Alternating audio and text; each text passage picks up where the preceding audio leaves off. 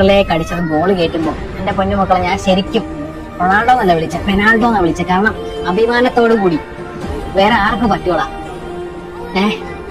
ഇത്രയും പ്രഷറായ ഒരു സിറ്റുവേഷനിൽ ആ ബോൾ എടുത്ത് വെച്ച് സ്വന്തം ടീമിന്റെയും രാജ്യത്തിന്റെയും കോടിക്കണക്കിന് വരുന്ന ആരാധകരുടെയും ആവേശവും ആ ഒരു പ്രതീക്ഷകളെ നിലനിർത്തിക്കൊണ്ട് പോർച്ചുഗൽ ടീമിനെ കളിയിലേക്ക് തിരികെ കൊണ്ടുവരുന്ന ആ ഒരു നിമിഷം കണ്ണടച്ചിരുന്ന് മുട്ടിയിരുന്നിട്ടാ ഞാനത് കണ്ടത്. കണ്ടില്ല, കണ്ണടച്ചു വെച്ചിട്ടാ. കാരണം അത്രത്തോളം ഒരു വല്ലാത്ത ജാതി സീനായിരുന്നു ഈ ഒരു കളി എന്ന് പറഞ്ഞു കഴിഞ്ഞാൽ. മനുഷ്യന്റെ അട്ടപ്പളി ഒന്ന് ചാവാനിത് ഭാഗ്യമെന്നേ പറയാനും. എന്തായാലും പോർച്ചുഗൽ അടുത്ത റൗണ്ടിലേക്ക് ക്വാളിഫൈ ചെയ്തു.